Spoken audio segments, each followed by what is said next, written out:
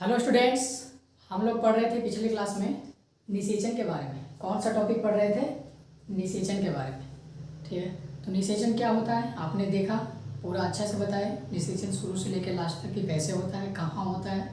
ठीक है, तो निषेचन क्या होता है? बेसिकली दो गैमेट का मिलना, यानी कि गैमेट का फ्यूजन से क्या होता है? निषेचन होता है। दो गैमेट जब आपस में मिलते हैं तो वो प्रोसेस क्या कहलाते हैं? निषेचन कहलाते हैं, यानी कि फर्टिलाइजेशन कहलाते हैं। ठीक है, उसके बाद ये टॉपिक है, टॉपिक में था fertilization and implantation. Fertilization and implantation. तो देखते हैं कि इम्प्लांटेशन क्या होता है, उसको हिंदी में बोल देंगे क्या? अंतरोपण। अंतरोपण क्या होता है आज देखेंगे पूरा अंतरोपण के बारे में। तो बता दें कि फर्टिलाइजेशन कहाँ होता है बोले थे कि कहाँ होता है? गर्भाशय में होता है। गर्भाशय में नहीं होता है।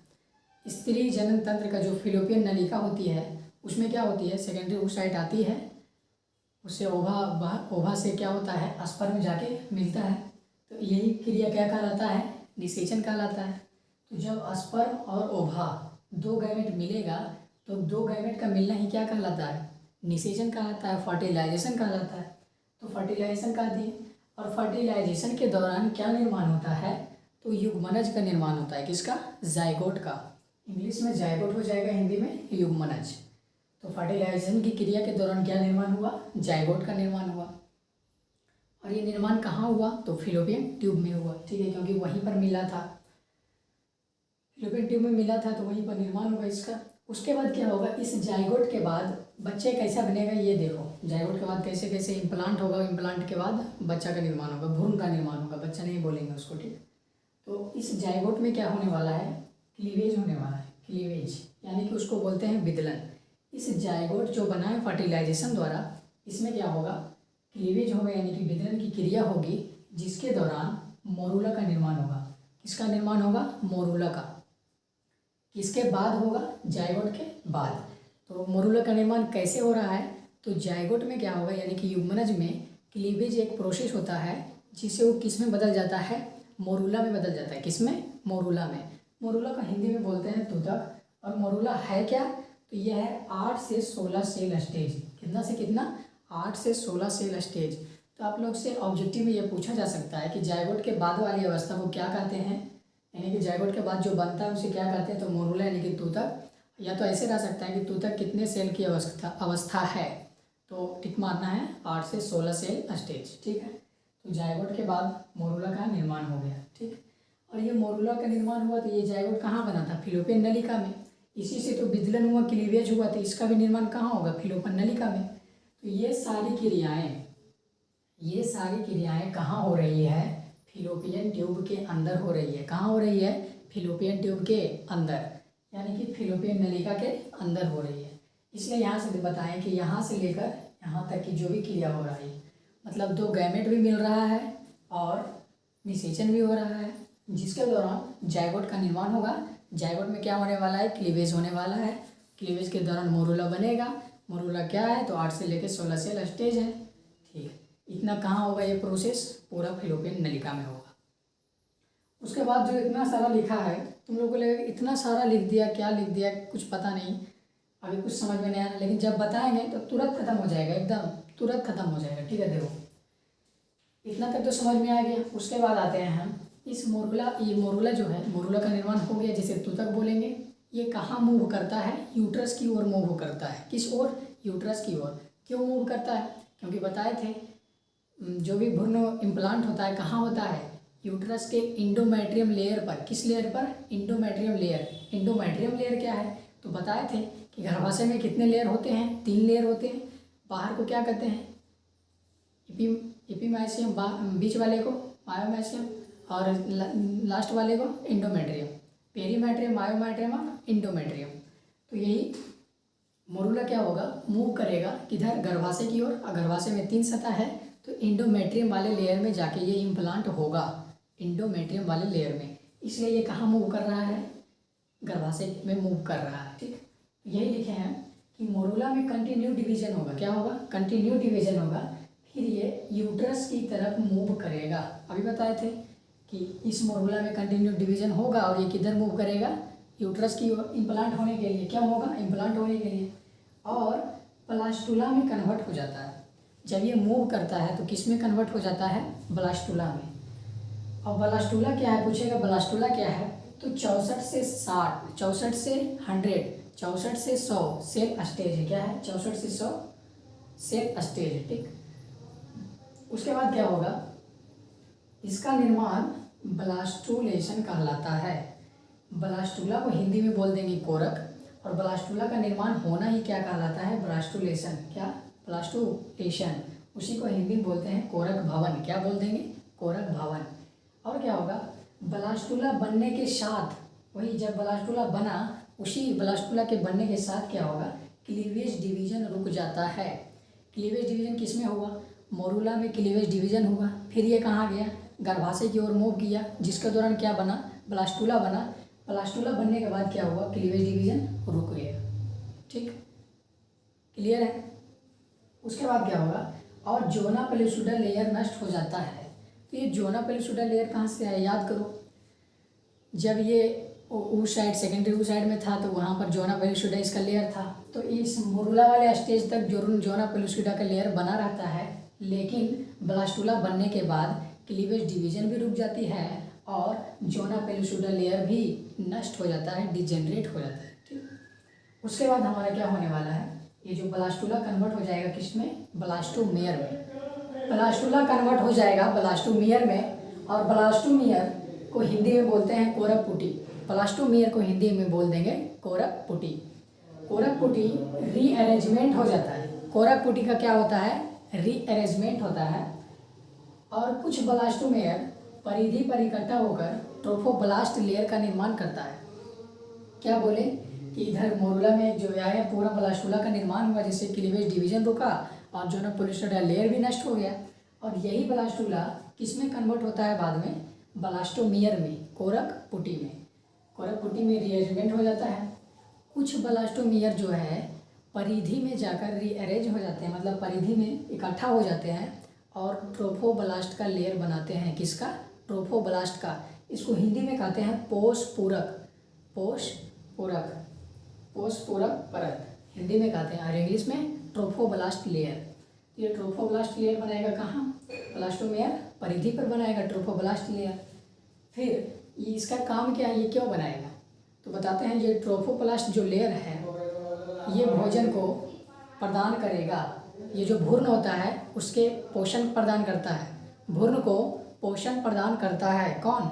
ब्लास्टोमेयर के बाद जो ये परिधि पर सज गया, इकट्ठा हो गया ट्रोफोब्लास्ट लेयर।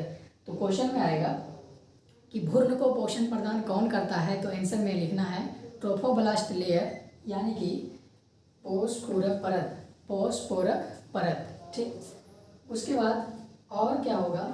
कुछ ब्लास्टोमेयर इकट्ठा होकर क्या बनाएगा? Inner cell mass. कुछ ब्लास्टोमेयर परिधि पर इकट्ठा हुआ तो क्या बनाया? ट्रोफोब्लास्ट लेयर बनाया, जो कि भ्रूण को क्या करेगा? पोषण प्रदान करेगा।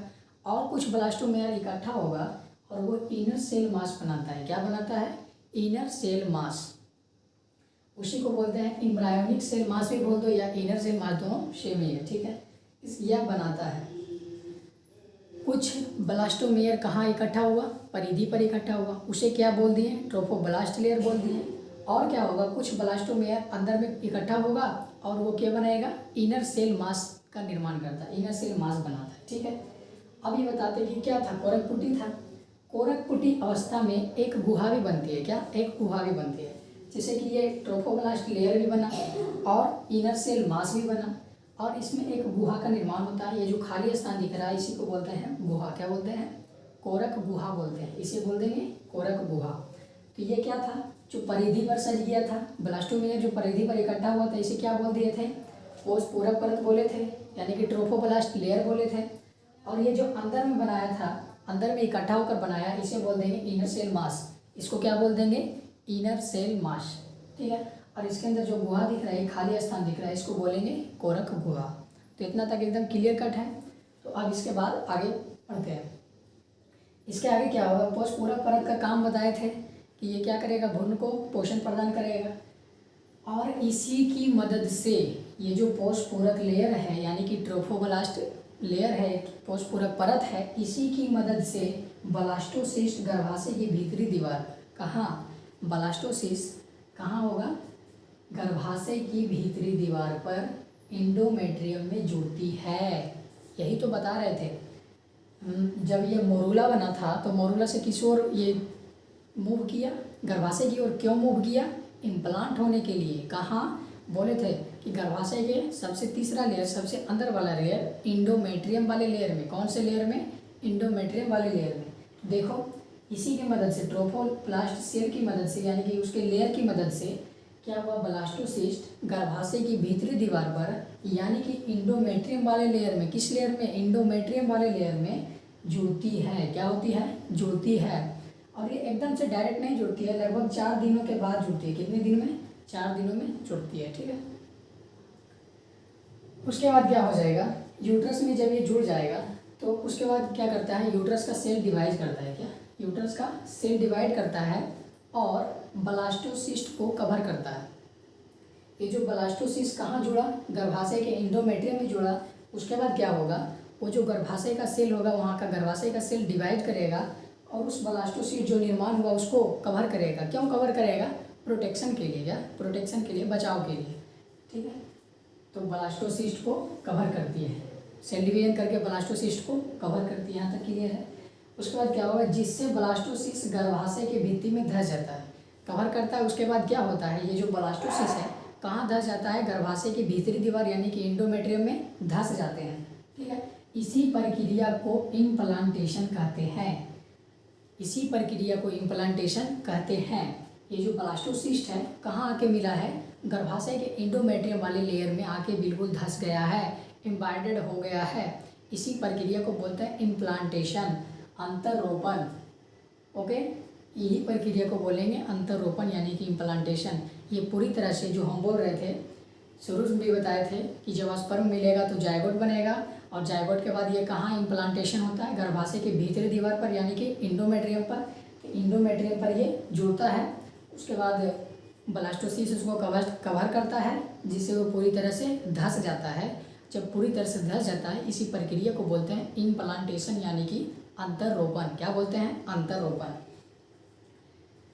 इसके साथ ही, किसके साथ ही? अंतरोपण के साथ ही गर्भावस्था की स्थापना होती है। किसकी स्थापना होती है? गर्भावस्था की स्थापना होती है।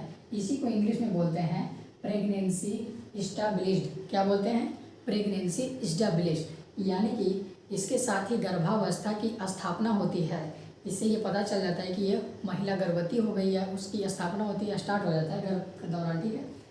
यह फर्टिलाइजेशन के कितने दिनों बाद धंसता है? देखो, यह फर्टिलाइजेशन के बाद 7 से 8 दिनों के बाद होता है और 12 दिनों तक ब्लास्टोसिस्ट पूरी तरह से गर्भाशय में धंस जाती है। ये जो पूरा यहाँ पर कहानी हो रहा है, जो कवर कर रहा है, कितने दिनों में कर रहा है? 7 से 8 दिनों में। लेकिन पूरी तरह से कब धंस पा रहा है? 12 दिनों में। और शुरू में जब मिला था, कहाँ जुड़ा था? इंडोमेट्रियम वाले लेयर में। तो कितने दिनों में जुड़ा था? 4 दिनों में। ये भी इंपॉर्टेंट है। ठीक है। तो इस पूरी प्रक्रिया को क्या बोल दिए? इम्प्लांटेशन बोल दिए। देखो इम्प्लांटेशन क्या था? कुछ नहीं था। शुरू में क्या हुआ? 2 युग्मक था, 2 युग्मक मिला और निषेचन की क्रिया हुई जिसके दौरान जायगोट का निर्माण हुआ। ये जायगोट में क्या हुआ? क्लीवेज डिवीजन हुआ। क्या हुआ? क्लीवेज हुआ यानी कि विदलन हुआ और विदलन के दौरान मोरूला का निर्माण हुआ। किसका निर्माण हुआ? मोरूला का। इसी को बोलते हैं 8 से 16 सेल स्टेज बोल दो या इसको हिंदी में तूतक भी बोल दो। ठीक है। इस तूतक का क्या होने वाला है? ये गर्भाशय की भीतरी की दीवार यानी कि इंडोमेट्रियम की ओर किधर करेगा? मूव करेगा और इसका सेल डिवाइड करके देखो क्या करता है। मोरूला में क्लीवेज, कंटिन्यू क्लीवेज डिवीजन होता है और ये किधर मूव करता है? गर्भाशय की ओर मूव करता है। फिर ये किस में कन्वर्ट हो जाता है? ब्लास्टुला में। और ब्लास्टुला में कन्वर्ट होने की प्रक्रिया को ब्लास्टुलेशन कहते हैं। यहाँ पर बताए थे, ब्लास्टुलेशन कहते हैं। जिसके साथ क्या होता है? क्लीवेज डिवीजन रुक जाता है और जोनोपॉलिसोइडल लेयर भी नष्ट हो जाता है। ठीक है, यहाँ तक तो क्लियर है। उसके बाद ये जो ब्लास्टुला बना था ये कितने सेल का था? 64 से 100 सेल स्टेज था। इसी को तो कोरक भी बोल रहे थे। कोरक का बनना ही कोरक भवन कहलाता है, ब्लास्टुलेशन कहलाता है। और ये ब्लास्टुला फिर बाद में किस में कन्वर्ट हो जाता है? ब्लास्टोमियर में। किस में? ब्लास्टोमियर में। कोरक पुटी का निर्माण करता है। कोरक पुटी का रीअरेंजमेंट होता है, उसके वजह से ब्लास्टोमियर क्या होगा? परिधि पर ट्रोफोब्लास्ट लेयर बनाता है यानी कि पोष पूरक परत बनाता है, जो कि जिसका क्या काम है? भ्रूण को पोषण प्रदान करता है, भ्रूण को पोषण देता है यानी कि भोजन देता है, सीधी बात। ठीक है। और कुछ क्या होता है? और जो होता है ब्लास्टोमियर का वो इकट्ठा होगा और इनर सेल मास बनाएगा। देखो ये इनर सेल मास बनाया, और जहाँ पर खाली स्थान रह जाएगा, जो गुहा रह जाएगा, वो गुहा को बोल देंगे कोरक गुहा। क्या बोल देंगे? कोरक गुहा। इसको इंग्लिश में ब्लास्टोसील बोलते हैं सर। हाँ वही होगा, ठीक है। बता दिए कि उसे इनर सेल मास कहते हैं। ये इकट्ठा हो गया और परिधि पर जो होगा उसको पोस्टपूरक परत बोलते हैं। पोस्टपूरक परत यानी कि ट्रोफोब्लास्ट लेयर।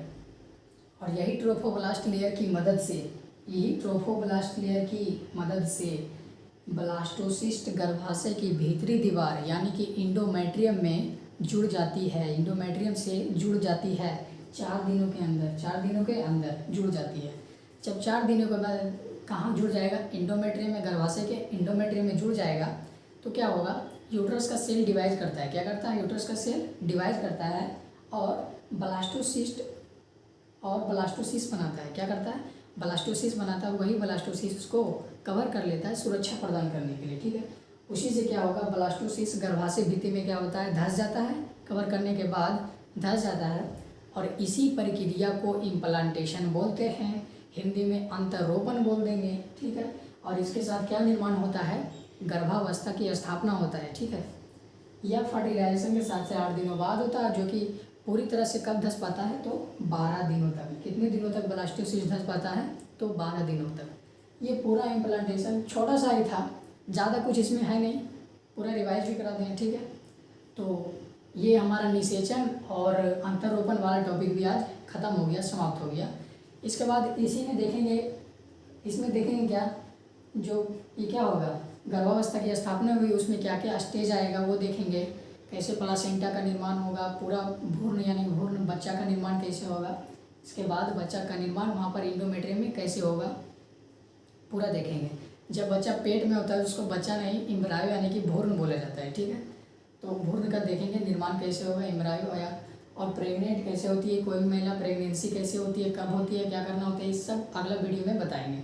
तो मिलते हैं नेक्स्ट वीडियो में, तब तक के लिए धन्यवाद।